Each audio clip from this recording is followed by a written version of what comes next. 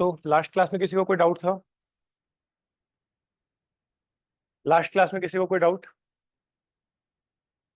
Heading डालिए resolution of vector. Resolution of vector.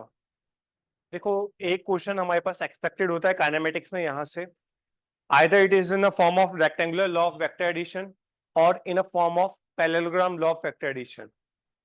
Question अच्छे खासे एक्सपेक्टेड है। अगर आप सीडीएस के लिए जा रहे हैं या फिर एसएससी के लिए जा रहे हैं तो वहां पर ये क्वेश्चन दिखेगा ही दिखेगा आपको।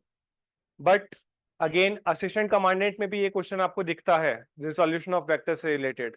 ठीक है, हेडिंग डालिए resolution of vector. The process of splitting, the process of splitting, लिखवा दिया ये चीज मैंने आपको। कहां तक लिखवाया दिखाना।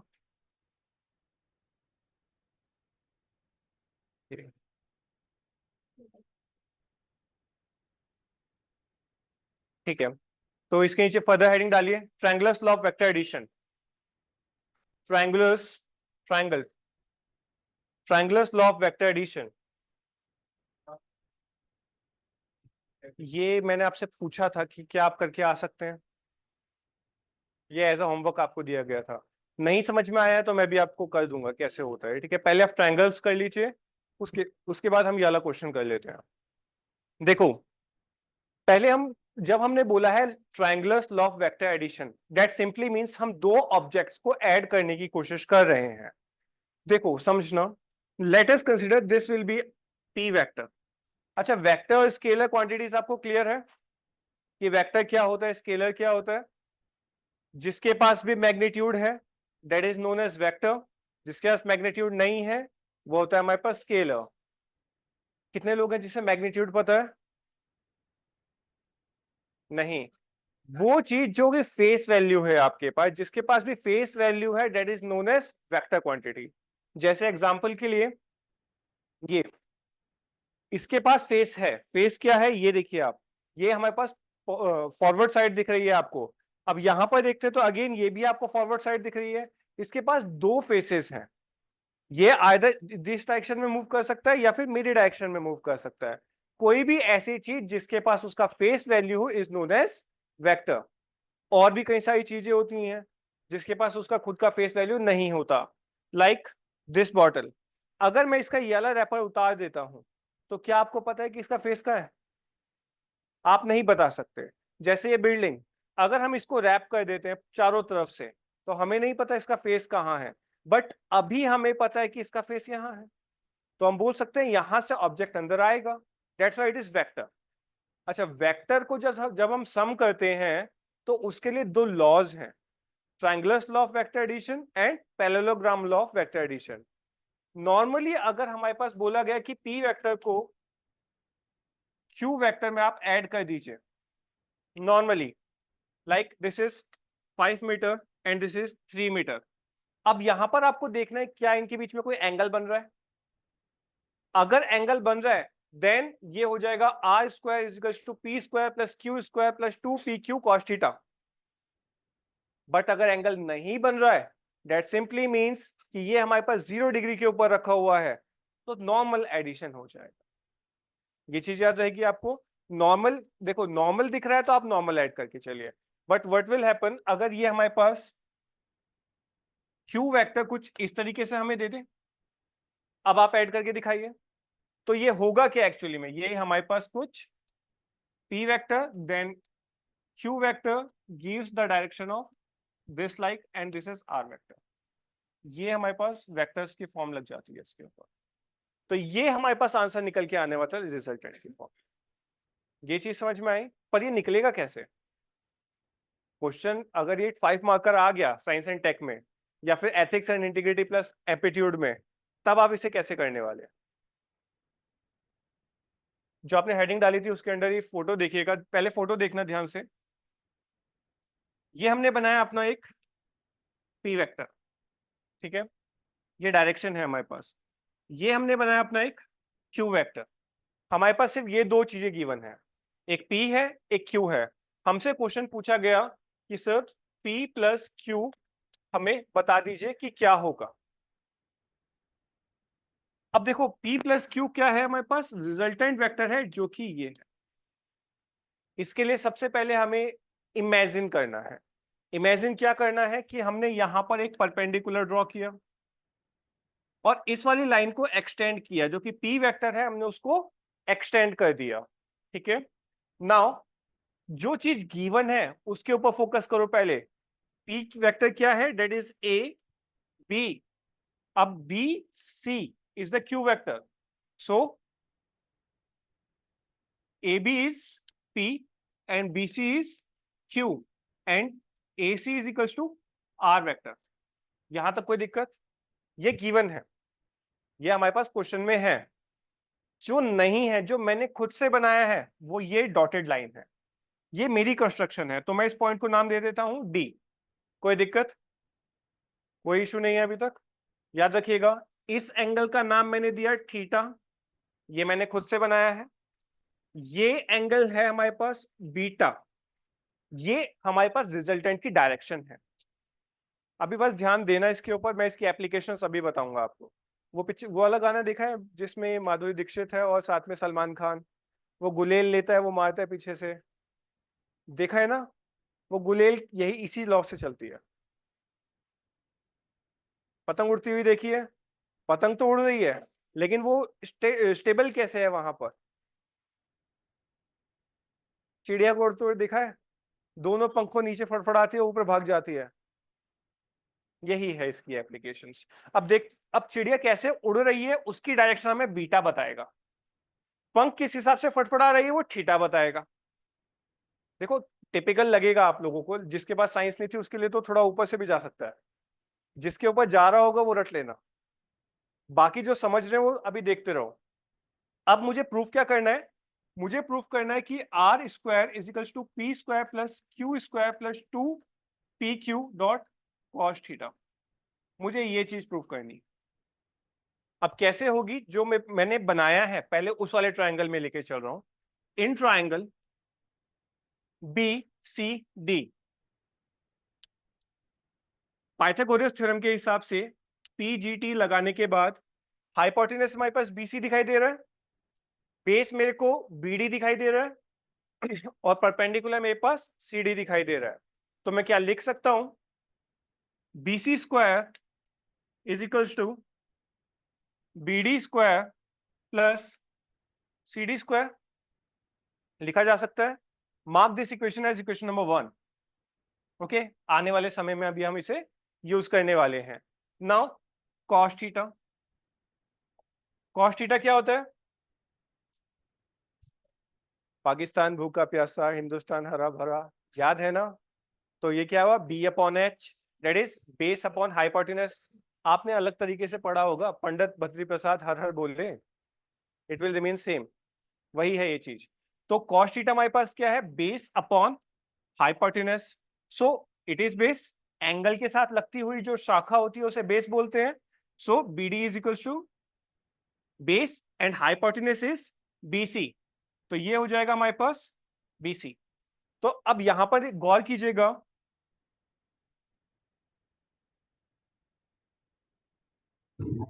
यहां पर गौर कीजिएगा, तो क्या हम BD is equals to BC dot cos theta लिख सकते हैं?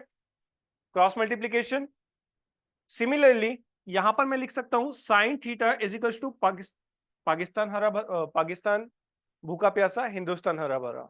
तो पाकिस्तान अपॉन हिंदुस्तान, ये हो जाएगा हमारे पास perpendicular is what? CD upon BC। और मैं लिख सकता हूं CD is equals to BC sine theta. Equation number second, equation number third.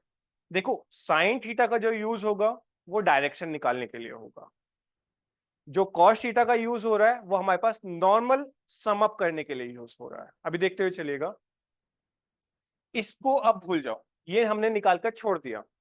अब मैं अपना बड़े वाला रेक्टेंगल, वो बड़े वाला ट्राइंगल देख रहा हूं। Which one? ADC। In triangle ADC again Pythagoras theorem लगेगी, तो मैं लिख सकता हूं AC square, AC square is equals to पूरा बेस, बेस क्या है? AD, AD square plus CD²। लेकिन आप लोग देख पा रहे होंगे कि AD is what, AB plus BD। तो मैं इसे लिख दूं AB प्लस BD का होल स्क्वायर प्लस CD², लिखा जा सकता है। अब सबने फॉर्मूला पढ़ा है A² plus B², sorry A plus B का whole square is equals to, याद है? अब देखो यही यहीं से ओपन कर रहे हैं हम इसे, तो AB² plus BD² plus twice of AB dot BD, now plus CD²। यहां तक कोई दिक्कत? सिंपल है। ये है क्या? ये AC² है। अब जरा फोटो के साथ कंपेयर करो इस चीज को। AC is what? AC is R। AC हमारे पास R है, ये हमारी ही फोटो का पार्ट है। क्या हमने इसे ऐड किया था? नहीं, ये गिवन था। Now AB, AB is again हमारा ही ओरिजिनल पार्ट है। BD, BD नहीं, ये हमारा ओरिजिनल पार्ट नहीं है, तो हमें ये चीज हटानी है। Plus twice of AB, AB is a part again BD, हमें ये भी हटाना है। प्लस CD, ये भी हटाना पड़ेगा। अब यहां पर हमारी काम आएंगी ये इक्वेशंस जो हमने बनाई थी। देखो BD² plus CD² is what? BC²। तो मैं लिख दूं इसे AB² plus BC² plus twice of AB dot BD को मैं क्या लिख सकता हूं? BC dot cos theta. कोई दिक्कत यहां तक? ठीक है। तो अब मैं नॉर्मल अपना इसको मैं लिखता हूं, अपना रिजल्टेंट वेक्टर का square must be equals to AB is what? P vector का square plus BC is Q vector का square plus twice of P dot Q dot cos theta. क्या हमने इसे प्रूफ कर दिया? यही प्रूफ करना था, I² equals to P² plus Q² plus 2PQ cos theta. Similarly ये चीज हम यहाँ पर प्रूफ कर चुके हैं। यहाँ तक कोई दिक्कत आप लोगों को? अभी क्वेश्चन दे दूंगा इसके ऊपर, समझ लेना। हाँ, जिसके पास साइंस नहीं थी उस ज्यादा पूरा पढ़ने की जरूरत नहीं है, उसको उसको सिर्फ ये पार्ट याद रखना, क्योंकि अभी न्यूमेरिकल इसके ऊपर आने वाले हैं। क्वेश्चन को और सही तरीके से कर सकते हो आप, इसमें नॉर्मली R रखिए और इस पूरे को अंडर रूट में भेज दीजिए।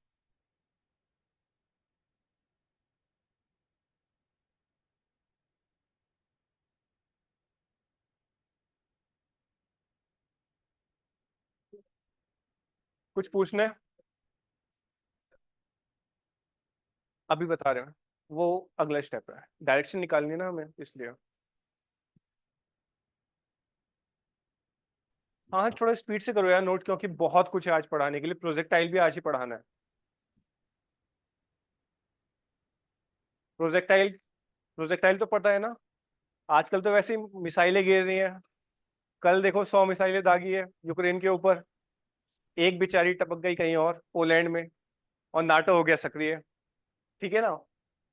तो मिसाइल कैसे गिरती है ये आपको पता होना चाहिए, तो आज हम वो भी पढ़ने वाले हैं। डन? हो गया? ठीक है। अब यहां पर ध्यान दीजिए, ये तो हमने निकाला है कि कैसे हम दो वेक्टर्स को ऐड कर सकते हैं। कैसे हम दो वेक्टर्स को ऐड कर सकते हैं, ये चीज हमने निकाल दी। लेकिन अभी हमें ये नहीं पता कि जो हमने ऐड किया है उसका डायरेक्शन कहां है।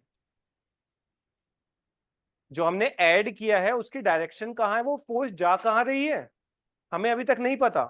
तो अब नहीं, ऐसे नहीं निकाल सकते ना कि ये वहां जा रही है वहां जा रही है, ऐसे इम्पॉसिबल हो जाता है।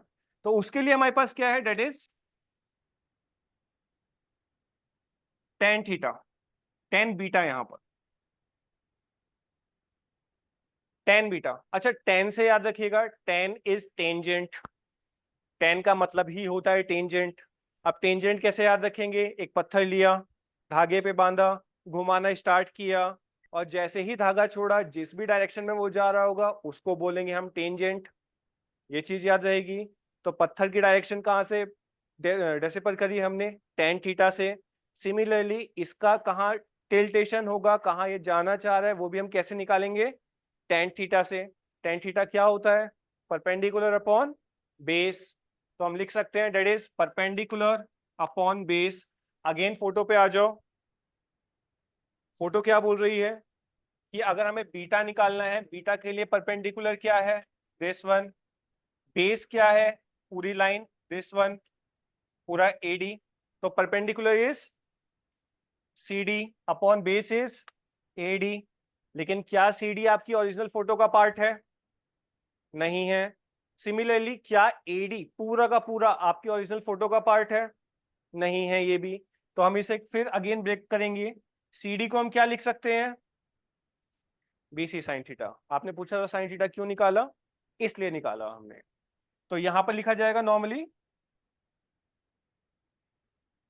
B C sine theta upon AD को हम क्या लिख सकते हैं, A B plus B D. तो ए बी को मैं नॉर्मली पी वेक्टर लिख दूं यहां पर, plus B D. B D again क्या है मेरे पास, बी सी कॉस थीटा। अब बी सी क्या है, B C is R Q vector. तो आप इसे लिख सकते हैं tan beta is equals to q vector dot sin theta upon p vector dot q cos theta.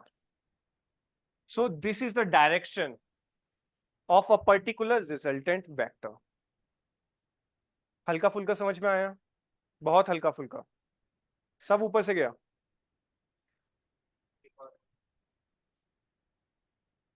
कोई नहीं, आपने इसको नोट कर लिया, पूरा फुल नोट तो कर लिया ना आप लोगों ने। 2 मिनट रुक जाओ, सब कुछ समझ में आएगा।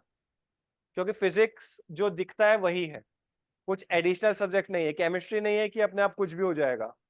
ये जो दिख रहा है वही है ये चीज। ओके, तो आपने पूछा कि डायरेक्शंस कैसे निकाली हमने। समझते हुए चलो कि गुलेल है हमारे पास। चलो 1 मिनट रुको, डायरेक्शन 2 मिनट बाद समझते हैं। पहले पैरेललोग्राम समझते हैं इसके साथ साथ। पैरेललोग्राम से ही सारी एप्लीकेशन निकलेंगी और वहां से सब कुछ डायरेक्शन वायरेक्शन समझ में आएगा आपको। जो हमने किया अभी अभी सेम रिपीट होगा। कैसे, this is R P vector and this is R Q vector. और हमें क्या है, हमें निकालना है रिजल्टेंट। तो ये हो गया हमारे पास आर वेक्टर। ये दो अलग अलग डायरेक्शंस हमें दी हुई है, इस बार पी ऊपर है क्यू नीचे। अब इसके लिए हम क्या करेंगे, एक अगेन इमेजिनरी फोटो ड्रॉ करेंगे। वो कैसी होगी, क्या हम इसे भी पी वेक्टर बोल सकते हैं, क्या इसे हम क्यू वेक्टर बोल सकते हैं।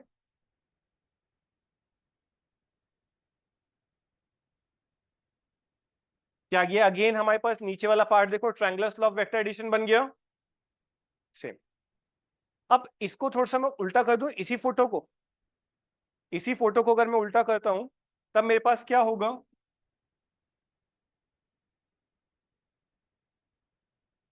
P vector Q vector R vector. यही है, कुछ नहीं किया, इस फोटो को जस्ट मैंने घुमाया है। ये देख रहे हो ना, क्यू वेक्टर को मैंने इस साइड घुमा दिया, पी वेक्टर हमारे पास उस साइड आ गया। अब चिड़िया को देखो, एक चिड़िया का पंख ये रहा, दूसरा चिड़िया का पंख ये रहा, और ये हमारी चिड़िया नीचे को वो प्रेशर कर रही है, ऊपर को वो उड़ रही है। यही हो रहा है।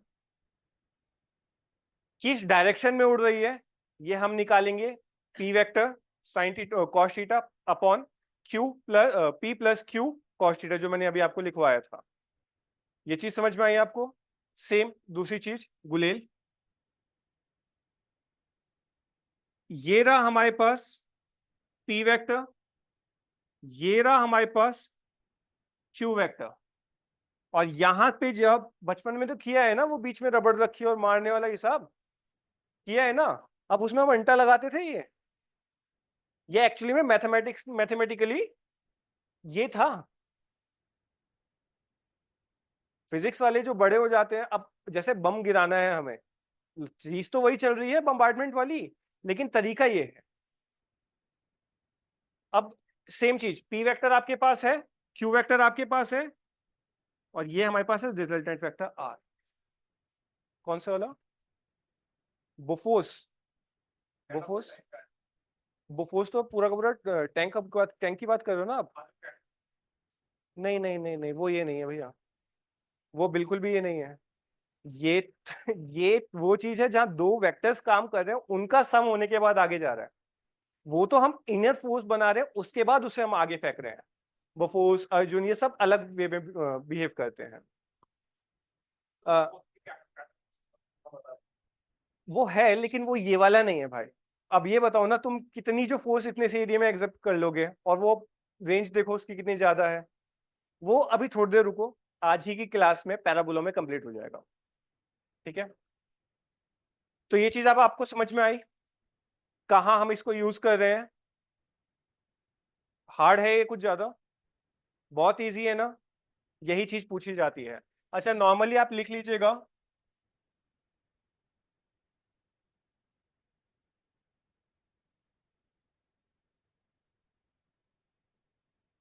Parallelogram law of vector addition, और ये फोटो जरूर बनाइएगा वहां पर।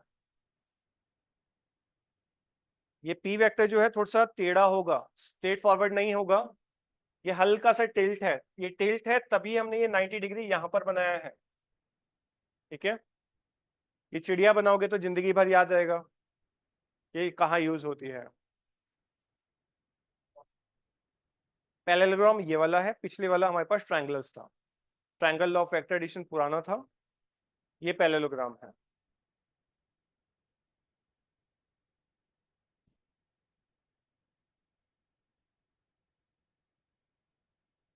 एक क्वेश्चन मैंने आप लोगों को लिखवाया था कि it is easier to pull the road roller than to push it, लिखवाया गया था आपको।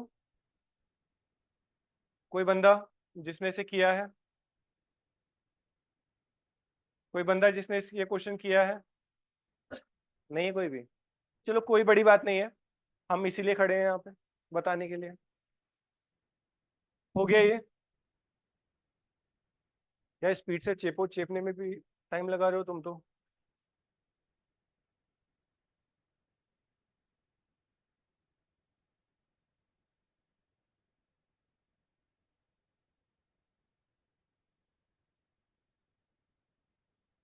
डन हो गया अब तो, इनफ है इतना टाइम। अच्छा, कौन कौन बच्चा घर में पोछा वोछा लगाता है? आई थिंक सभी होंगे, लड़का हो चाहे लड़की, यहाँ पे तो जेंडर इक्वालिटी चलती है। मोपिंग तो सभी करते हैं, डंडे वाला। ठीक है।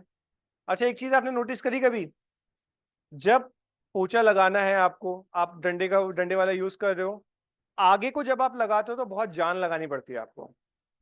वही पोछा जब आप पानी में डुबोने के लिए लाते हो, और वो पीछे होता है ऐसे, मतलब डंडे पे पकड़ा हुआ है, हम उसे घसीटते हुए ला रहे हैं, तो वो इजीली आ रहा है, पता भी नहीं चल रहा हमें कि वो आ रहा है या नहीं आ रहा है। सिमिलरली जब हम अपना कोई भी पैकेज बैग लेकर जाते हैं, पूरा का पूरा ट्रॉली बनाकर, हम उसे हमेशा पीछे की तरफ से कैरी करते हैं कि भाई आ जा, इस तरीके से चल, ज्यादा देन कि हम उसे आगे पकड़ के घसीटना स्टार्ट करें। होता है ये चीज, इसके पीछे एक नॉर्मल साइंस है। साइंस ये है कि जब हम उसे खींचते हैं तो फोर्स हमारी कम लग रही होती है, जब हम उसे आगे रख के खींचते हैं तब हम अगेंस्ट द नेचर वर्क कर रहे होते हैं। लिखिए एक line, let us consider a road roller of mass m, जो क्वेश्चन लिखवाया था उसका आंसर है। ठीक है, let us consider a road roller of mass m, suppose it is pushed, suppose it is pushed or pulled with a force F,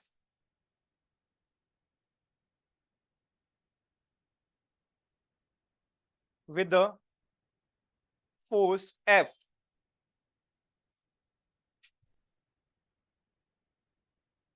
and makes angle theta and makes angle theta with a horizontal surface. Okay, यहां देखिए, अब ये एक surface है और यही surface ये भी है। ये हमने अपना एक्सेस बना लिया सो डेट की चीजें आपको इजीली समझ में आए। ये हमारा रोलर है, रोलर का पहिया यही है, ठीक है। क्या चीज? अगेन रोलर का पहिया यही है। यहां पर हम फोर्स लगा रहे हैं दिस वन, ठीक है। यहां पर हम फोर्स लगा रहे हैं दिस वन, ठीक है।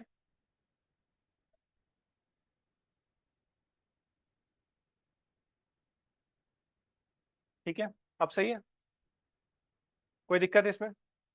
अब देखो, अगर मैं इसे अपनी तरफ लेके चल रहा हूं, मतलब मैं इस साइड देख रहा हूं, मेरा विजन इस साइड का है।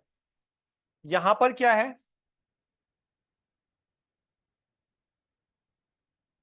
मेरा विजन इस साइड का है।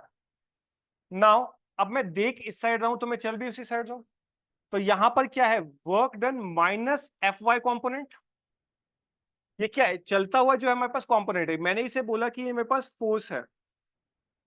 नॉर्मली ये जो कंपोनेंट है मेरे पास, ये फोर्स का कंपोनेंट है। तो मैं ये चीज लेके चलूंगा, ये हमारे पास एफ वाई हो जाएगा, ये हमारे पास एफ एक्स हो जाएगा। मैं आपको ये चीज रिजोल्यूशन ऑफ वेक्टर में अभी अभी समझाई थी। F x is what? F cos theta, ये हो जाएगा एफ साइन थीटा। अब वर्क डन कब होगा? जब मैं लगाऊंगा नीचे की तरफ फोर्स, लेकिन वर्क डन अपने आप हो रहा है क्योंकि चल रहा है, साथ में माइनस हो रहा है क्योंकि मैं ऊपर की साइड उसको उठा रखा है।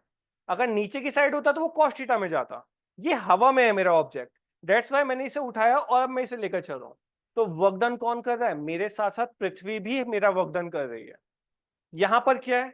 यहां पर जस्ट अगेंस्ट में है। यहां पर क्या है? वर्क डन, या माइनस था, यहां प्लस में हो रहा है एफ वाई। अब मैं क्या कर रहा हूं? फोर्स ऐसे लगा रहा हूं। पहले क्या है? नॉर्मल उठाया और लेके चल रहा हूं। यहां क्या है? मैं वर्क डन कर रहा हूं। यहां पृथ्वी भी मेरे साथ वर्क डन कर रही है। तो work done F is what? M G. Force क्या होता है? मा। अरे न्यूटन के फर्स्ट लॉ के हिसाब से, सेकंड लॉ के हिसाब से, F is equals to mass into acceleration, that is F is equals to ma. और ए क्या है? अगर कोई भी ऑब्जेक्ट हवा में उठा हुआ है, that is G, gravitational acceleration. तो हम इसे लिख सकते हैं एफ को M G, M G minus F sine theta. अब कुछ तो वैल्यू होगी इस एफ साइन थीटा की, कुछ भी हो, 0.123, 0.001 भी हो, कुछ भी है, ओरिजिनल में से तो माइनस हो ही रही है। और अगेन इसकी कुछ तो वैल्यू है जो यहां पर ऐड हो रही है, और वही है जो आपके हाथ पे ज्यादा दम लगवाती है। एफ आई गए हो? वहां पर ग्रास रोलर भी होता है जो घास काटता है, वो कर सकते हो आप लोग यूज। अगली बार जाओगे तो करके देखना, मजा आएगा। हाँ, घास काटने वाली मशीन। कोशिश इसीलिए होती है, उसे आप आगे इसलिए रखते हो कि फोर्स ज्यादा लग पाए और ज्यादा से ज्यादा घास कट पाए। लेकिन वही काम जब ट्रैक्टर से किया जाता है तो उसे पीछे लगा देते हैं। सेम चीज है हमारे पास। अब ये देखो, आप लिख देते उस क्वेश्चन में आंसर, आपको मिल जाते दो में से एक या आधा मार्क्स। अनटिल और अनलेस ये फोटो बनाओगे आप, आपको फुल नहीं मिलने वाला है। आपको ये फोटो बनाना ही बनाना पड़ेगा। तो ये हमारे पास ऊपर वाली फोटो जो है, that is of the pulling, and दूसरी वाली जो है हमारे पास पुशिंग। तो वहां पुल एंड यहाँ पुश लिख देना और ये फोटो कंप्लीट कर देना। नेक्स्ट लिखिए, क्वेश्चन हो जाए। छोटा सा क्वेश्चन लिखिए, बहुत बच्चों वाला क्वेश्चन है, बहुत ही ज्यादा। A force of 6 Newton, a force of 6 Newton, ninth की एनसीईआरटी का है, शर्म कर लेना करना ही हुआ तो। A force of 6 Newton makes angle 30 degree, makes angle 30 degree with horizontal surface, find its component.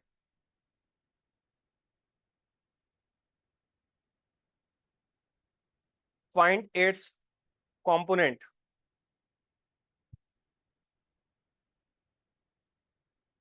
चलो करो फिर, क्वेश्चन समझ में आया ना? ये बना लिया होगा ना? हो गया ये?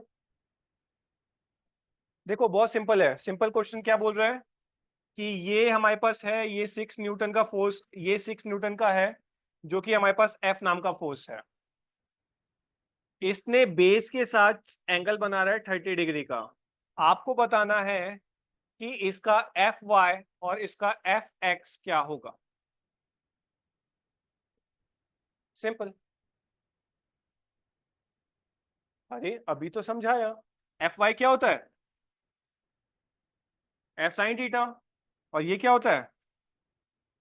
F cos theta. आपके पास थीटा है, याद है वो टेबल जिसने 10वीं की नींद हराम करी थी, 10th की, साइन कॉस टेन, याद आ गया वो टेबल? बिल्कुल वही वाला। साइन 30 के वैल्यू याद आ गया?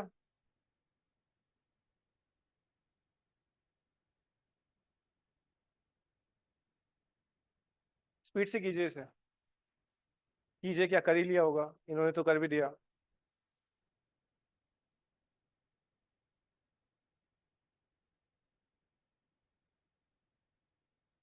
अरे हो गया।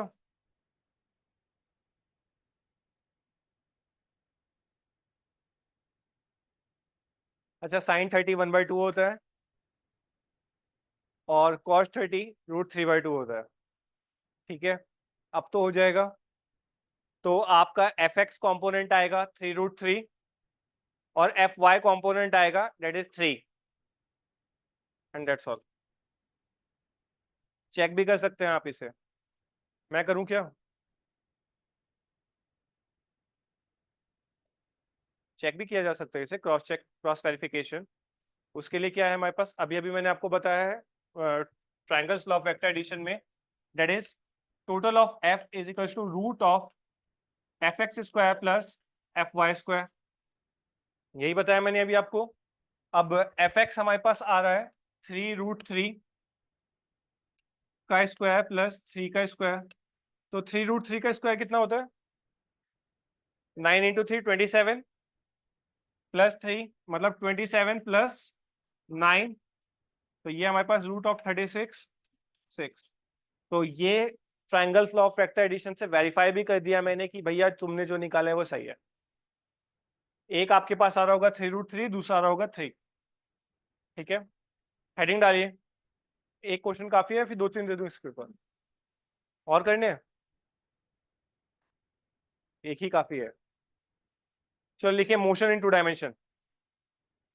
हेडिंग डालिए मोशन इन 2 डायमेंशन।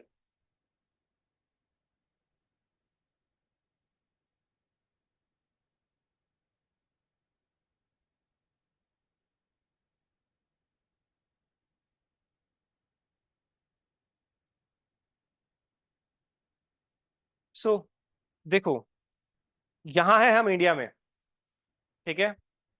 अरे मारो ना तब मजा आएगा।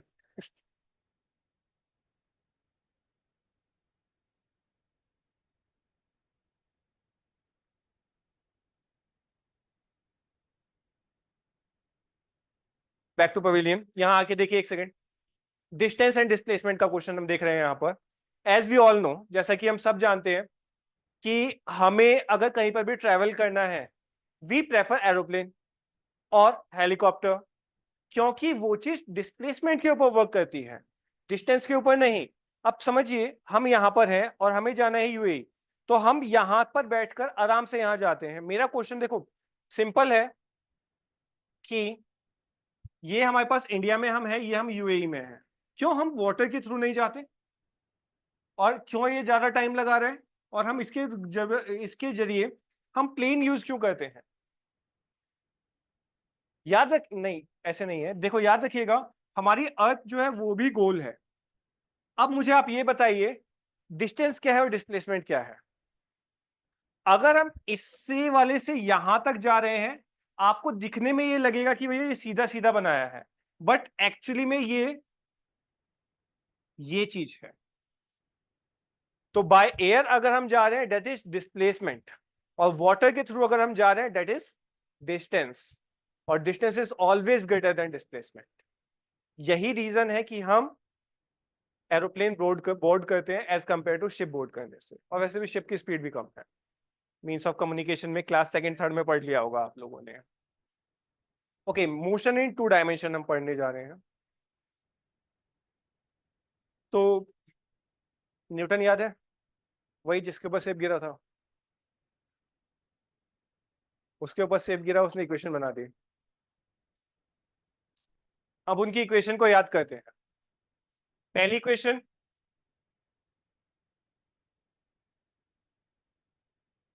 v equals to u plus at. Second equation,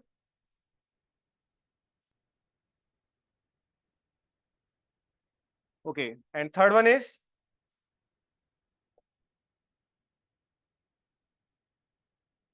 ठीक है, कोई दिक्कत? ये तीनों इक्वेशन याद है आपको? बच्चों वाली इक्वेशन है, सभी ने पढ़ी हुई है। 2 डायमेंशन में देखिए इसे।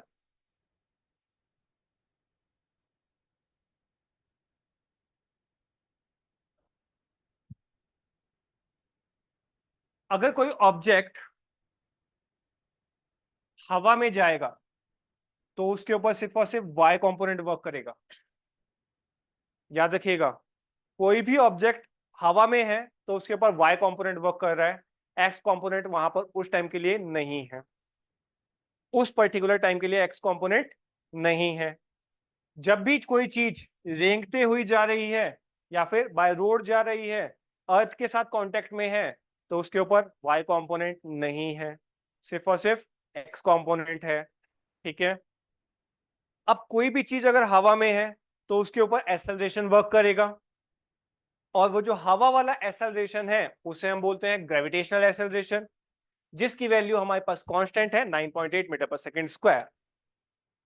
तो जहां जहां पर भी ए वाई टर्म यूज होगी उसको हम बोलेंगे जी। ये चीज याद रहेगी। अब देखो, मैंने इस इक्वेशन को 2 टाइप लिखा, that is v suffix x u suffix x plus a t। A B को भी मैंने ए को ए सफिक्स एक्स लिखा, लेकिन इसको जब मैं अपने y कंपोनेंट में तोड़ूंगा तो ये होगा वी वाई। बॉल को मैंने फेंका ऊपर, ऊपर जाकर वो रुक गई, तो हमें maximum time v y will be taken as 0। Now u y plus g T.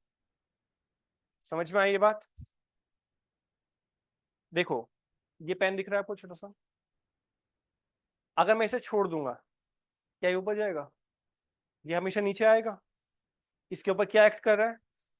Gravitational acceleration. तो क्यों हम एक ही जगह जी नहीं पुट कर सकते? एक ही जगह ए, ये वाला ए के प्लेस पे, ए के प्लेस पे हम जी पुट कर सकते हैं। वही तो किया है, और तो कुछ भी नहीं छेड़ा। छेड़ा ही कहाँ है? अच्छा, ये चीजें ज्यादा समझनी आपको जरूरी है, क्योंकि बिना इसके प्रोजेक्टाइल नहीं समझ में आएगा कि मैंने कोई चीज अरे बाकी सब छोड़ो, अभी नीरज चोपड़ा वाला केस चल रहा था जो, हाँ जेवलिन वाला, कि और पहले गोल्ड किसने लिया है? कौन? नजीब,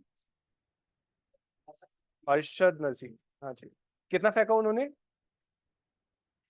92.97। प्रोजेक्टाइल के हिसाब से निकालेंगे ना तो उनका समवट अराउंड 82 83 आ रहा था, बट वहां पर एक रेजोनेंस फोर्स ने भी वर्क किया। अभी समझाता हूँ आपको, बहुत जबरदस्त टॉपिक है ये। आपने देखा है ना, क्रिकेट की बॉल आप जितना मर्जी ऊपर फेंक लो वो नीचे ही आएगी। आपने देखा होगा बम्बार्डमेंट की कंडीशन में प्लेन आगे चला जाता है, बम छोड़ता है, वो पीछे जाके गिरता है। ये सब इसमें है। ओके, तो तीनों इक्वेशंस को लिखा जा सकता है इसी तरीके से। सिमिलरली ये क्या हो जाएगा? एस की अगर हम टर्म्स में बात करते हैं, याद रखिएगा, अगर हम एस लेके चल रहे हैं तो ये हमारे पास एस है, डेट इज डिस्टेंस। यहां पर एस ये है, डेट इज डिस्टेंस। तो यहां पर ये एक्स हो जाएगा, यहां पर ये वाई हो जाएगा। तो अगर मैं इसे एक्स एक्सिस में लेके चलूंगा, that is distance is x, u x t plus half a t square a x t square, y is equals to u y t plus half g t square. कोई दिक्कत? Third वाली question आप इसे आप copy कर लेंगे, ठीक है। लिखिए प्रोजेक्टाइल, लिखिए projectile, an object projected into space or air, any object projected into space or air such that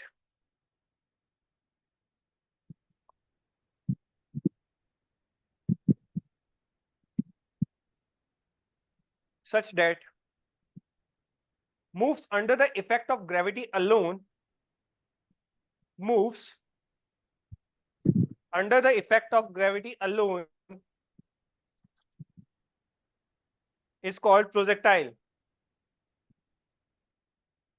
is called projectile। एक स्टार पॉइंट बना के लिख लीजिए, हो सकता है कभी पूछा जाए आपसे। The path followed by the projectile is called, the path followed by projectile is called trajectory, the path followed by projectile is called trajectory. Underline कर देना ट्राइजेक्टरी, ट्राइजेक्टरी यही होता है। कभी भी इक्वेशन हमारे पास X square is equal to 4ax या फिर 4ay के टर्म्स में जब भी आती थी तब हम उसे पैराबोला। अच्छा, कितनों के पास 12th में मैथ्स था? ठीक है, तो आप लोग थोड़ा समझ पाएंगे इस चीज को कि मैं क्या बताने की कोशिश कर रहा हूँ। फोकस लोकस याद है? अच्छा, कितनों के पास मास्टर्स में मैथ्स है, मतलब लाइक ग्रेजुएशन में मैथ्स है? अरे अच्छा है एक, चल एक तो है। किसने मास्टर्स किया मैथ्स में?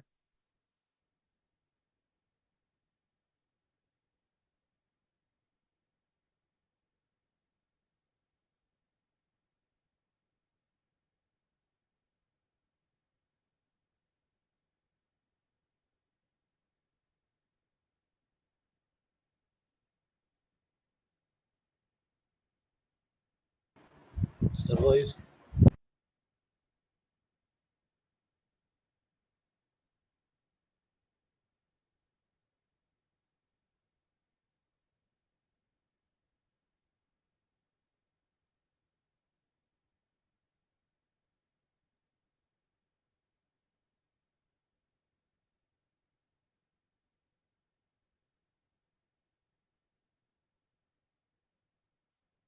ठीक है, तो पहला क्वेश्चन है, show that when a body is projected at an angle theta, show that when a body is projected at an angle theta, it follows a parabolic path, it follows a parabolic path, और question इस तरीके से भी आ सकता है, path of projectile is parabolic, path of projectile is parabolic, ये आपको proof करना है।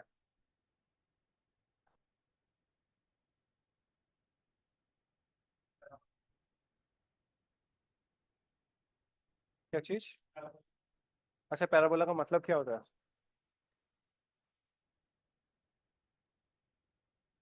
देखो,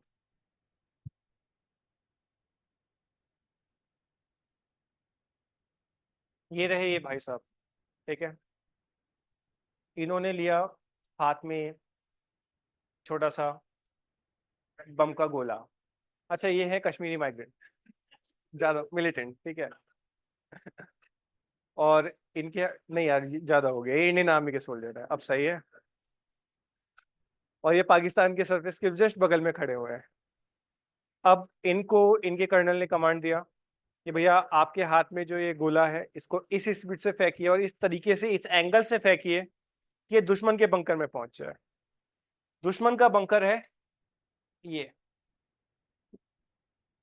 अब यहां खड़े हैं इसके कर्नल साहब, जो टोपी पहनाते हैं इन्हें,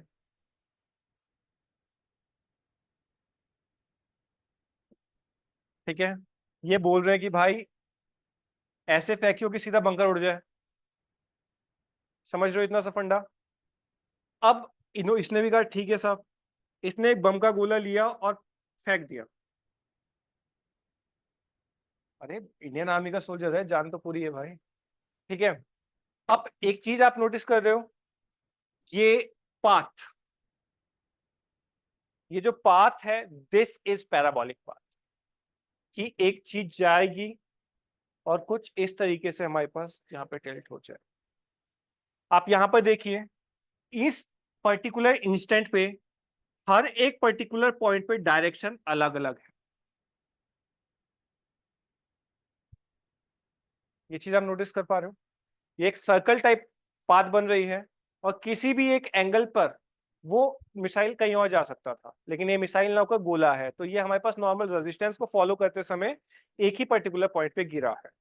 इसी के जरिए कुछ और समझने की कोशिश करते हैं। वही चीज, पत्थर बांधा हमने एक धागे के ऊपर और घुमाना स्टार्ट किया, और जैसे ही मेरे हाथ से धागा छूटा, जो सामने है वो फूट गया। यही होता है, वो है टेंजेंट।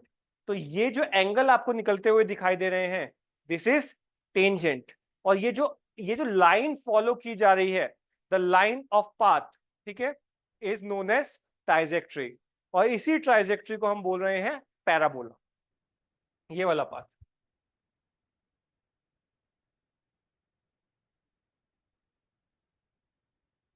ये वाला पाथ जिसने सीधा बंकर को उड़ा दिया, वो वाला इज नोन एज पैराबोला। चलो अब इसकी मार्किंग करते हैं। मतलब मार्किंग से पहले इसको देखते हैं करना क्या है। मैंने अभी अभी रिजोल्यूशन समझाया है, तो क्यों ना इसको रिजॉल्व कर दिया जाए। इसके इनिशियली हाथ में क्या है? बम का गोला। ये जब फेंकेगा तो किसी भी स्पीड से फेंकेगा। जो इसकी स्पीड निकल कर आई है वो मैंने मान के चला u है। तो ये पूरा का पूरा डिस्टेंस जो इसने कवर किया है ये x की टर्म्स में चला जाएगा, और जो नीचे वाली चीज है वो होगा ux। ux को क्या लिख सकते हैं? u cos theta. Similarly upper side को क्या लिख सकते हैं? uy। और uy को हम u sin थीटा लिख सकते हैं, पर हम यहाँ लिखने की कोशिश नहीं करेंगे। या लिखना चाहे तो हम लिख भी सकते हैं। ये फोटो आप बना लीजिए वहां पर। अब आगे लिखिएगा। ये तो साथ साथ बनानी चाहिए। कॉलेज में हो ना आप सब लोग? कभी लेक्चरर को देखा है लिखवाते समय? वो सिर्फ बोलता रहता है। अच्छा, ओपन से हो? कोई एच पीजी कॉलेज में है? एच पीजी, वहाँ के लेक्चरर ना बुड्ढे बुड्ढे से हैं। वो लिखवाते कुछ नहीं है, वो सिर्फ बोलते रहते हैं। और जो उन्होंने बोला है ना वो पेपर में दे देते हैं। और बहुत स्पीड से बोलते हैं। तो उसका एक ही जरिया है, अपने फोन का रिकॉर्डर ऑन करो और उनके मुंह के पास रख दो। कोई दूसरा ऑप्शन नहीं है आप लोगों के पास। जियोलॉजी वाले तो अखंड है। Geology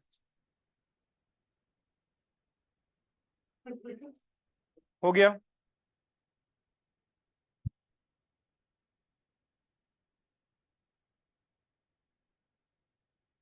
done.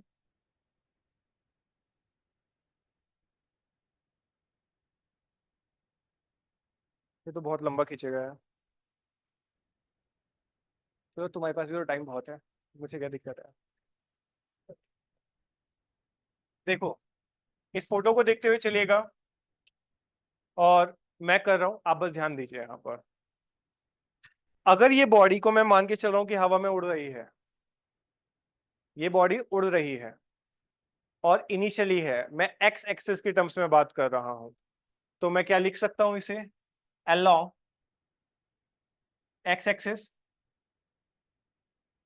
u x is equals to u x t plus half a x t square. क्या मैं ये चीज लिख सकता हूं? अभी अभी 2 डायमेंशन फॉर्मूले के हिसाब से मैंने बताया आप लोगों को। नाउ ux मतलब नॉर्मली ux की जगह नॉर्मली यहां पर मैं x लिखूंगा क्योंकि x एक्सिस के अलावा में चीज चल रही है। ux को मैं लिख सकता हूं u cos थीटा t, और ये भी हमारे पास होगा normal x plus half ax। हवा में वो बॉडी है, x एक्सिस की टर्म्स में हम बात कर रहे हैं, कोई वैल्यू आएगी नहीं। अभी मैंने बताया था आपको अगर कोई बॉडी हवा में है तो वहां पर सिर्फ y एक्सिस फॉलो करेगा और वो भी हमारे पास g की टर्म्स में फॉलो करेगा। तो ax यहां पर क्या हो जाएगा 0, और 0 के साथ कुछ भी मल्टीप्लाई होगा वो चीज 0। तो यहां पर क्या आ जाएगा x is equals to u cos theta dot t, और t is equals to x upon u cos theta. हमने पहली इक्वेशन बना ली। क्या इक्वेशन है, टाइम कितना आया हमारे पास u upon x upon u cos theta. अब यही इक्वेशन मैं y एक्सिस के थ्रू भी जाऊंगा। अब देखो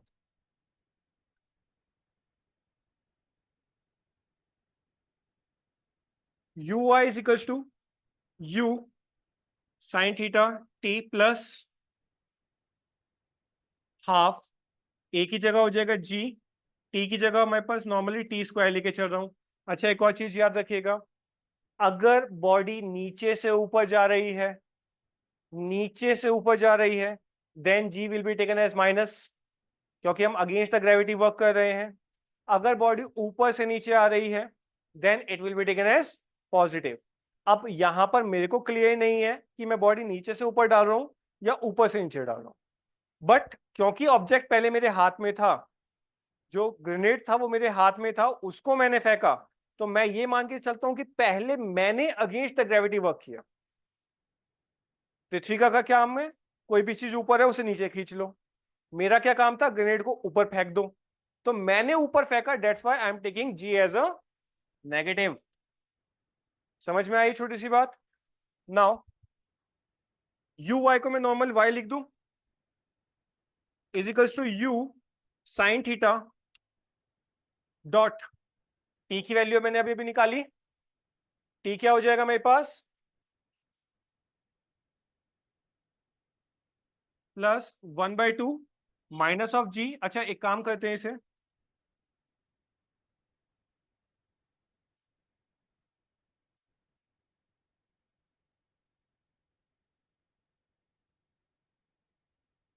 पूरे को मैं माइनस ले लूं, 1/2 जी, टी की जगह मैं वापस लिख सकता हूं x upon u cos theta का स्क्वायर, यू से यू कैंसिल आउट हो जाएगा, again sine upon cos is what tan theta, तो मैं इसे लिख सकता हूं tan theta dot x minus 1/2 g x square upon u square dot cos square theta is equals to y. अब सुनो, अगर मैं टेन थीटा को ए ले लेता हूं, समझते हुए चलेगा, अगर मैं टेन थीटा को ए ले लेता हूं और इस पूरी वैल्यू को ज्यादा देन एक्स स्क्वायर बी ले लेता हूं, लेट कर रहा हूं मैं बोल रहा हूं कि मैं ले रहा हूं, अगर मैंने ऐसी चीज ली देन क्या ये इक्वेशन हो जाएगी y is equals to a x minus b x square, क्या ये इक्वेशन ये हो जाएगी, and this is the equation of parabola in mathematics. Got it. अरे आया समझ में, नहीं आया तो एक काम करो, y x को अगर आप 1 पुट करोगे तो y की वैल्यू निकालो, x को अगर आप 2 पुट करोगे तो y की वैल्यू निकालो, x की वैल्यू 3 रखो फिर y की वैल्यू निकालो, आपका ग्राफ यही बनेगा, या फिर ये बनेगा, या फिर ये बनेगा, या फिर ये बनेगा, हमेशा इसी तरीके से अंडा आकार बनेगा, and that is known as parabola. ये चीज समझ में आई। तो ये इक्वेशन आपको बताती है कि कोई भी ट्राइजेक्ट्री हो वो हमारे पास पैराबोलिक पाथ फॉलो करेगी। गॉट इट, हो गया। देखो स्पीड से चेपना, जिसको भी चेपना है, और ये अगर चेप लोगे तो फायदे में रहोगे। नेक्स्ट हेडिंग डालिए, distance, define the time.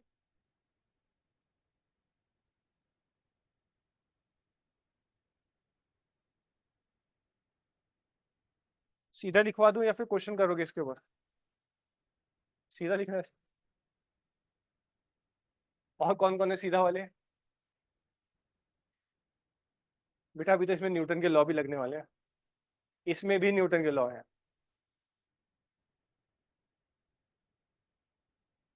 Question देखे थे ना इस बार प्रीलिम्स के, वो तो लाइट चैप्टर से उठाए थे उन्होंने,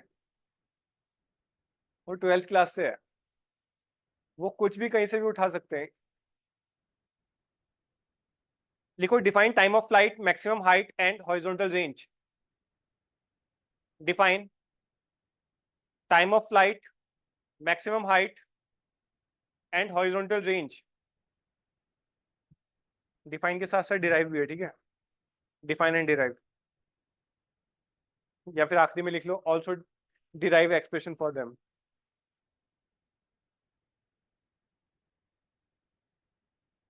time of flight, maximum height and horizontal range. So पहले लिखिए time of flight, the time taken by the projectile, the time taken by the projectile. अच्छा कितनों को हार्ड लग रहा है? सिर्फ 4, 5, 6, सिर्फ 6। मेरे को लग रहा है बाकियों के पास मैथ्स अच्छी है उनकी। इजी है, बहुत इजी है, इतना हार्ड नहीं है जितना आप लोग सोच रहे हैं। सोचो फिजिक्स एज अ ऑप्शनल लेने वालों का कितना मजा होता होगा। गलत ही नहीं हो सकता, फिर भी उनके 100 आउट ऑफ 100 नहीं आते। आते भी होंगे तो फिर वो मार्किंग स्कीम के हिसाब से न्यूट्रलाइज कर दिए जाते हैं। Time taken by the projectile to reach the point of projection, time taken by projectile, projectile here means body, time taken by projectile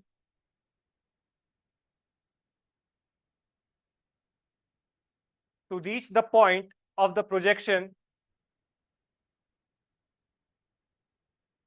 to point of hitting a ground, to point of hitting a ground through air, through, to point of hitting a ground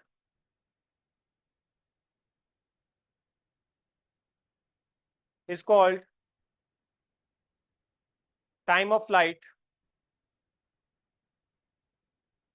through air, through air is called time of flight, denoted by capital T,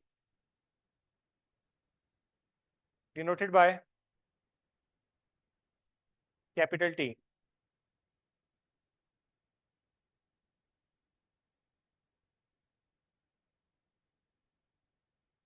हो गया?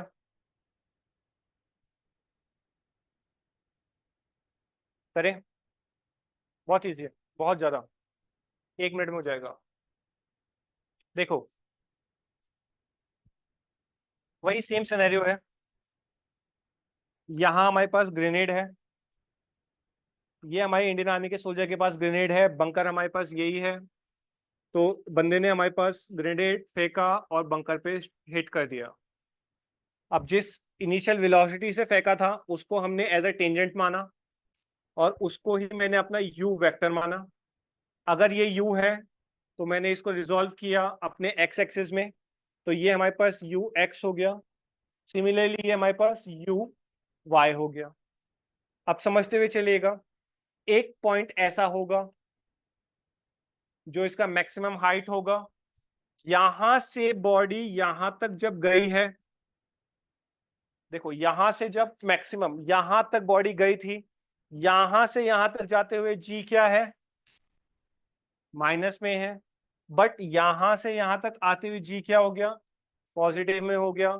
तो मैं बोल सकता हूं कि जो बड़े वाला टी है, जो कैपिटल टी है, दैट इज ये जो पूरा यहां से यहां तक आने वाला जो है that is capital T can be cut down into particular points like this one that is small t and again this one that is small t. दो अलग अलग पार्ट्स में तोड़ सकता हूं मैं इसे. चलो नाम दे लेते हैं इसको O A B. तो मैं बोल सकता हूं time taken from O to A is equals to small t. Time taken from A to B is equal again small t. Then total time कितना हो जाएगा? टोटल टाइम हो जाएगा T plus t is equals to capital T और small 2t is equals to capital T और small t की value आ जाएगी T/2. यहां तक कोई दिक्कत, कोई इशू यहां तक? क्योंकि ये बॉडी हवा में उड़ रही है. अरे सिंपल है भाई, देख ओ से ए जा रही है बॉडी, तो कितना टाइम लग रहा है? ए से बी आ रही है बॉडी, कितना टाइम लग रहा है? Small T.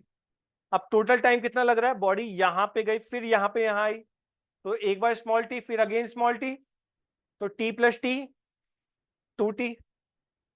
ठीक है नाउ, और ये जो 2t है ये एक्चुअली में कैपिटल टी के बराबर है, तो मैंने यही तो किया है. 2t is equals to capital t और कैपिटल टी और स्मॉल टी की वैल्यू क्या आई? T/2 बस. लेकिन ये वैल्यू वो नहीं है जो आपको निकाल के दिखानी है. एक्चुअली में जो वैल्यू आपको निकाल के दिखानी है वो साइन कॉस के टर्म्स में है, तो वो देखिए. अब क्योंकि बॉडी हवा में है तो यहां पर एक इक्वेशन यूज होगी that is v square v is equal to u plus at. यही इक्वेशन होती है. लेकिन बॉडी हवा में है, बॉडी ग्राउंड पे नहीं है, बॉडी हवा में है. That's why we are taking vy is equal to uy plus at plus at. लेकिन जैसे मैंने आपको बताया था एक ही जगह में क्या लूंगा? g. तो यहां तक आपको कोई दिक्कत? इनिशियली आप देख सकते हो, देखो इनिशियली बॉडी रेस्ट पे थी नहीं, इनिशियली बॉडी पे कुछ फोर्स लग रहा था that is u. Finally body rest पे आएगी, डेट इज देखो कोई भी चीज में उछालूंगा तो एट लास्ट पॉइंट पे रुकेगा, फिर वहां से नीचे आना स्टार्ट होगा. जहां पर ये बॉडी रुकी है वहां पर vy कितना हो जाएगा? 0. तो एट मैक्सिमम हाइट लिखिए, at maximum height vy is equal to 0. At maximum height vy is equals to 0.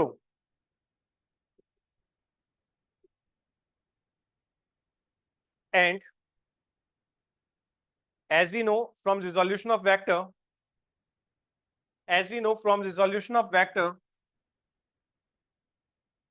uy is equals to u sin theta. uy is equals to u sin theta. Done. vy 0 हो गया, uy को u sin theta बोल दिया हमने, और जो t है वो कितना है? कैपिटल T/2 है.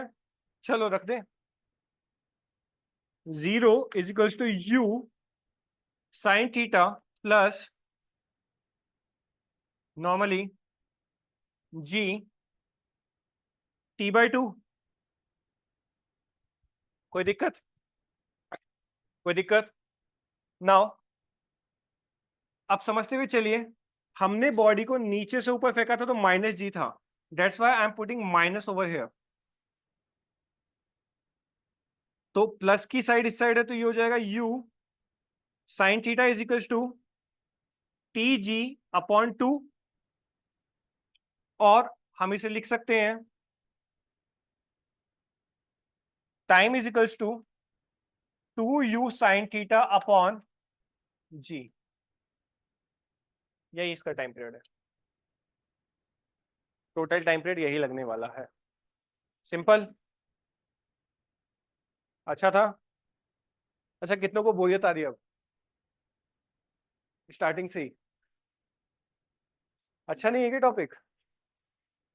रुक जाओ, जब मैं आइटम पे आऊंगा ना तब मैं आपको टाइम ट्रेवलिंग बताऊंगा, मजा आएगा उसको सुन के. जिसको नहीं भी आता ना इंटरेस्ट उसको आ जाता है.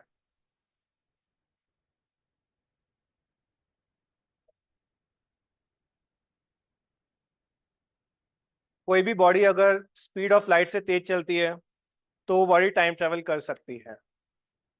ओके, नेक्स्ट लिखिए, maximum height.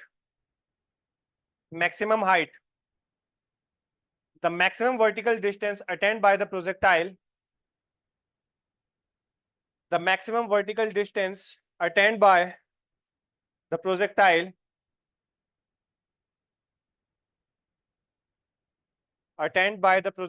is called the maximum vertical distance attained by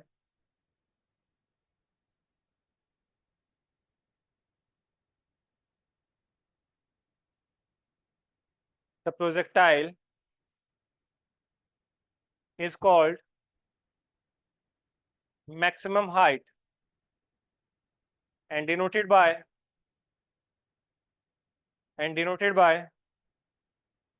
capital H and denoted by capital H। हो जाए इसका भी एक्सप्रेशन। फोटो आपने देख ही ली है, फोटो आप सबके पास बनी हुई है, सीधा एक्सप्रेशन पे आ जाए। तो थर्ड इक्वेशन ऑफ मोशन क्या बोलती है? बताओ बताओ, अभी तो लिखवाई है मैंने आप लोगों को। हाँ, वहां से यहां तक आवाज भी नहीं आ रही है। बिल्कुल, और क्योंकि हमें हाइट निकालनी है, इसका मतलब है कि मोशन जो होगा वाई एक्सिस के अलोंग होगा। अब इक्वेशन क्या बन जाएगी?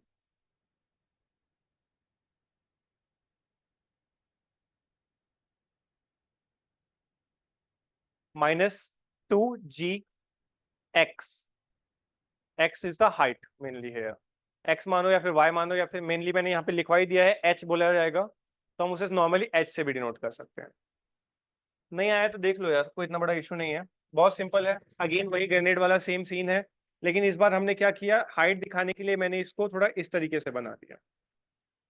सिनेरियो सेम है, बस मैंने इसको हाइट दिखाने के लिए नॉर्मली ओ ए बी मैंने अभी अभी आपके सामने नाम रखा था, इसको मैं एच या फिर इसको मैं सी पॉइंट बोल देता हूं अपना। सी पॉइंट बोल दिया, दिस इज एच ओवर है, कोई दिक्कत?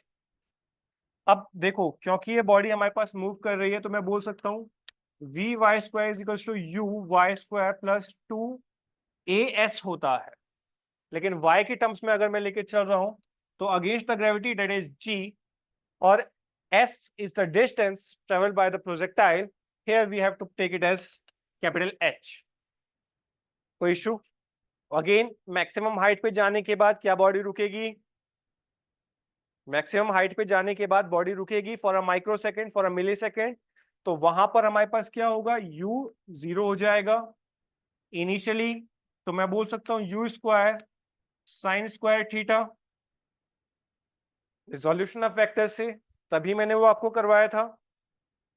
जहां पर भी यू वाई लिखा हुआ है हम उसे यू साइन थीटा लिख सकते हैं, स्क्वायर था तो मैंने इसको स्क्वायर कर दिया, -2gh।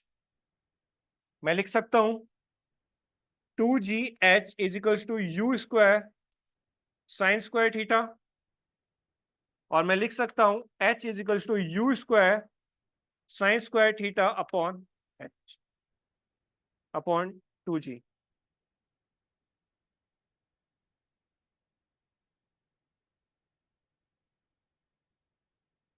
और इस 2g का उस 2g घोटाले से कोई लेना देना नहीं है, जिसको आपने इंटरनल सिक्योरिटी में भी पढ़ा होगा, सोसाइटी में भी पढ़ा होगा, इकोनॉमी में भी पढ़ा होगा, और आजकल न्यूज़पेपर में भी पढ़ते हो। 2G स्पेक्ट्रम घोटाला 12 की बात है, कुमार स्वामी जी को अंदर कर दिया गया था उनकी बेटी के कहने पे। बहुत पुराना केस है, बट एथिक्स में आप लिखते हो उससे, इसलिए हो गया। So this is the expression for maximum height. Next लिखिए horizontal range, last one.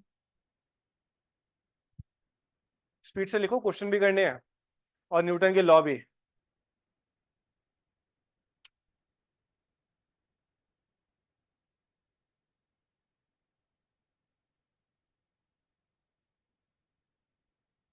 The horizontal distance covered by the projectile from the point of projection, the horizontal distance covered by the projectile from the point of projection to the point of hitting the ground, to the point of hitting the ground is called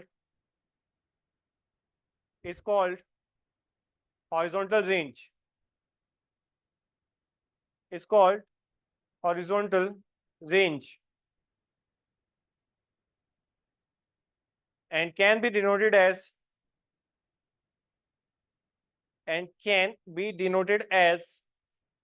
capital R,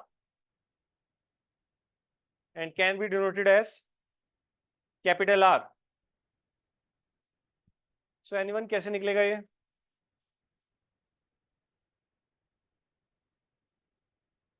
कैसे निकलेगा ये? Second की equation से। Second equation क्या है? ठीक है, निकलेगा तो उसी से, क्योंकि एक वहां यूज हो गई, एक उससे पहले यूज हो गई। न्यूटन ने 3 बनाई है तो तीनों को तो हमें लगाना ही नहीं। लेकिन आप कॉमन सी बात बताओ, हमें क्या निकालना है? रेंज। मतलब we have to deal with u x, मतलब u cos theta. But the thing is, body तो नीचे ट्रेवल ही नहीं कर रही, बॉडी तो हवा में है। अगर बॉडी हवा में है तो y की रेस्पेक्ट में होना चाहिए, लेकिन अगर y लेकर चलेंगे तो x कभी निकलेगा ही नहीं। समझ रहे हो छोटा सा कॉन्सेप्ट? देखो इसी फोटो में निकालू या अलग से? खुद भी कुछ कर लिया करो कभी। तीसरे दिन में ही तुमने सारा दामोदर मेरे ऊपर छोड़ दिया है। ठीक है, तो हमें ये चीज निकालनी है। ये प्रोजेक्टाइल का स्टार्टिंग पॉइंट है, और ये वो पॉइंट है जहां पर उस प्रोजेक्टाइल ने हिट किया है हमारे ग्राउंड को। As I told you, grenade है हमारे हाथ में, फेंक दिया सीधा बंकर पे लगा। सेम चीज। तो अब क्या होगा? जैसे मैंने आपको बोला ये यू ही रहने वाला है, तो यहाँ पर ये क्या हो जाएगा? यू एक्स हो जाएगा, और ये क्या होगा? यू वाई हो जाएगा। अब क्योंकि मुझे एक्स एक्सिस में ट्रेवल निकालना है डिस्टेंस, तो मैं लिखूंगा along एक्स एक्सिस। तो यू एक्स क्या हो जाएगा हमारे पास? मतलब normally s is equal to u t plus half t square को मैं पुट कर रहा हूं, तो u x t plus half a x t square, यही क्वेश्चन होगी। पर क्या वो बॉडी नीचे ट्रेवल कर रही है? नहीं। तो यहां पर ए एक्स क्या होगा? 0। तो आप नॉर्मली यहां पे पुट कर सकते हैं इसको 0, और इसको 0 पुट करते ही साथ ये पूरी टर्म ही 0 हो गई पीछे वाली। बचा क्या?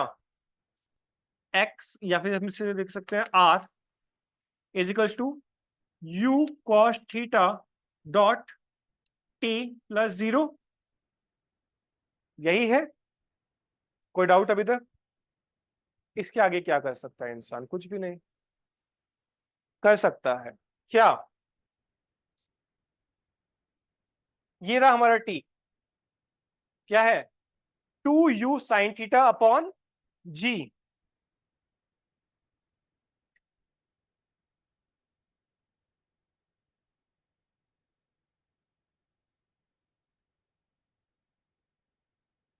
सो दिस इज आवर रेंज। तो u के साथ u को मल्टीप्लाई कर दूं, ये हो जाएगा 2u² dot sine theta dot cos theta upon g is equals to r। ठीक है, ठीक है। हाँ, वो कौन है जिसके पास साइंस थी, मैथ्स है जिसके पास? हाँ भैया, साइन टू थीटा का फॉर्मूला।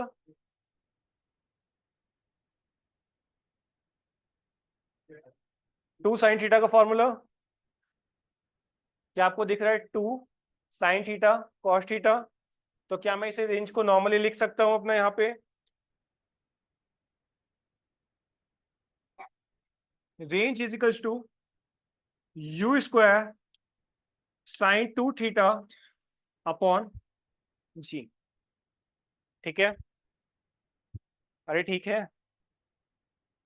मेरे को पता है कईयों के सर के ऊपर से गई ये चीजें, बाउंसर थी उनके लिए। बट एक चीज याद रखिएगा, आपसे पूछा जाएगा कि मैक्सिमम रेंज हम किस एंगल पर निकाल सकते हैं। 45 डिग्री। 45 डिग्री। मैक्सिमम टाइम हम किस रेंज, मैक्सिमम टाइम हम कब निकाल सकते हैं, जब एंगल हमारे पास 90 डिग्री हो। मैक्सिमम हाइट कब निकाली जा सकती है, जब एंगल अगेन 90 डिग्री हो। कैसे? एंगल को पुट करके देखो। मैक्सिमम और मिनिमम पढ़ा है, अरे 12th में। कोई नहीं, वो भी पढ़ा दूंगा।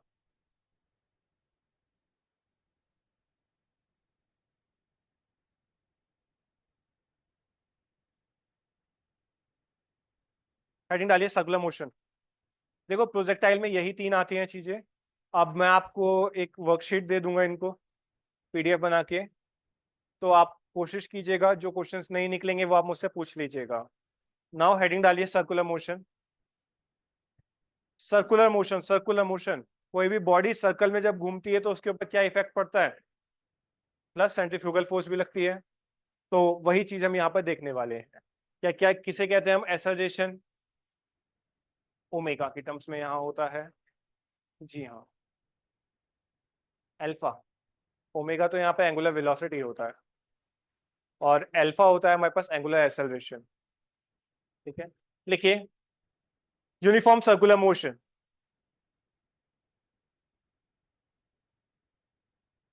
When a body describes a circular path with a constant speed,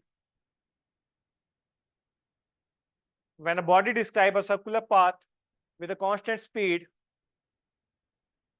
describe circular path with a constant speed,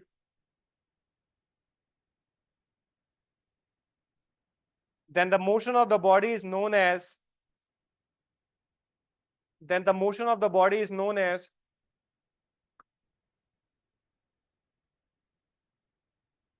uniform circular motion.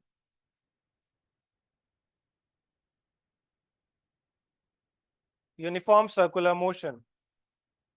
देखो याद रखिएगा, यूनिफॉर्म सर्कुलर मोशन का एक ट्रिक है कि यहाँ पर आपका स्पीड कांस्टेंट रहता है, बट वेलोसिटी चेंज होता रहता है। स्टार पॉइंट बना के लिख लीजिए, ये सीडीएस एनडीए देने वाले प्लस असिस्टेंट कमांडेंट देने वालों के लिए स्टेटमेंट बहुत इंपॉर्टेंट है। In uniform circular motion speed remain constant.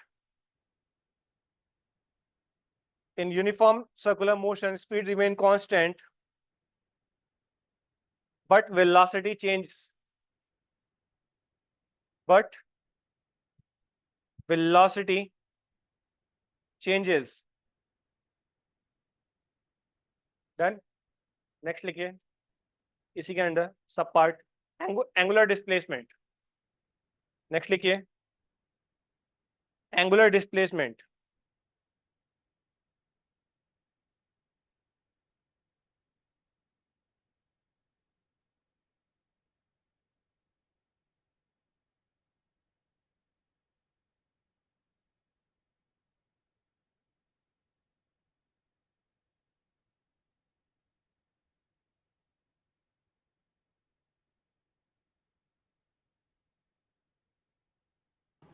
Sir वो इस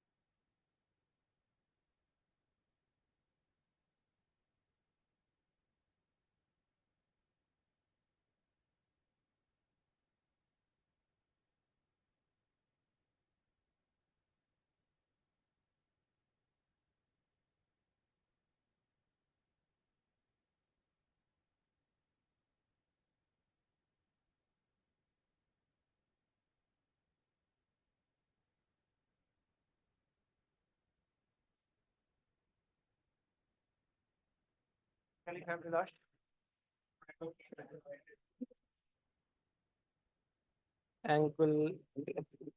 angle suspended by radius vector. The angle suspended by radius vector VECT or vector is called angular displacement.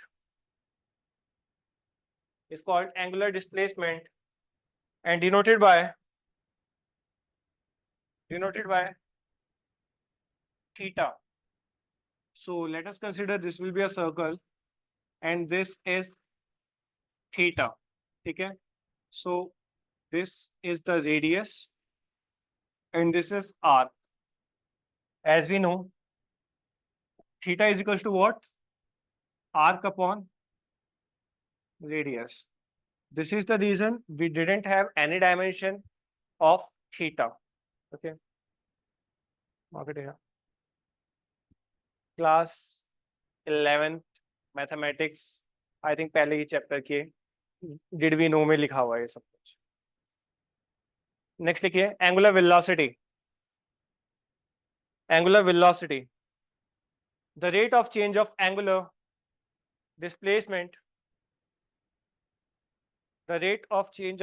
Displacement with change in time is called angular velocity.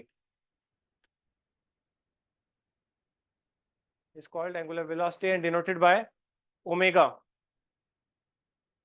by omega. अच्छा omega कैसे लिखते हैं? बिल्कुल जामन वाले से. अच्छा वो यमराज की भैंस वाले से. यमराज की भैंस के सींग देखे? सिंह चैन में क्या देखना चाहते हो तुम इसके? उसके बट ऐसे नहीं है. So omega is what? Arc upon its change of rate of displacement with respect to time. Therefore we write here like theta upon t. और अगेन इसको हम लिख सकते हैं d theta by dt, या फिर हम इसको लिख सकते हैं theta 2 minus theta 1 upon t2 minus t1. ये सारे ही फॉर्मूले हमारे पास ओमेगा के हैं. कुछ केसेस में हमारे पास ओमेगा निकालना होगा, थीटा 2 दिया रहेगा, थीटा 1 पता होगा, मतलब कुछ भी एक वेरिएबल हमें गिवन निकालना होगा, बाकी दो गिवन होंगे. नेक्स्ट लिखिए. हाँ जी, theta upon time. Okay, it's unit is, इसकी ओमेगा की यूनिट है रेडियस पर सेकेंड और meter per second. Done. Radius per second is equal to meter per second लिख लीजिए. Next is angular acceleration. इसको लास्ट करते हैं, बाकी हम कल करेंगे. ठीक है. Angular acceleration.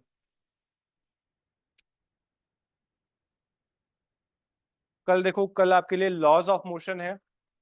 आपको force, inertia, direction, momentum, first law, second law, third law, impulse, moment of conservation, recalling, कल भी काफी लंबा टॉपिक है आपका. कोई नहीं, लिखिए. The rate of change of angular velocity with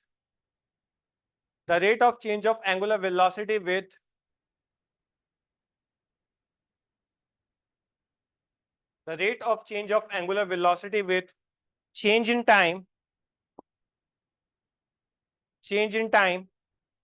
is called angular acceleration.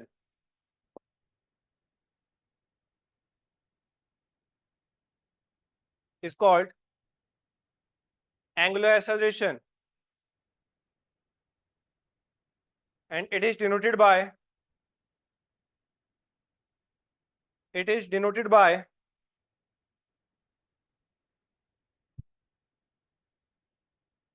alpha. वही अल्फा बीटा गामा वाला अल्फा. ठीक है. नेक्स्ट लाइन लिखिएगा. अल्फा इज इक्वल्स टू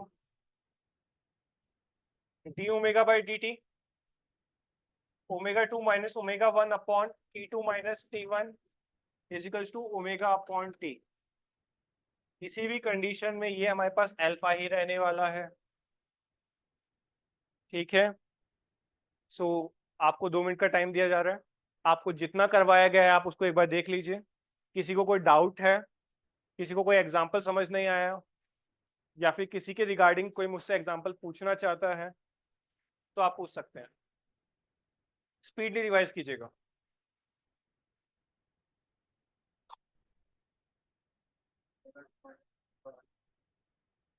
जी हाँ।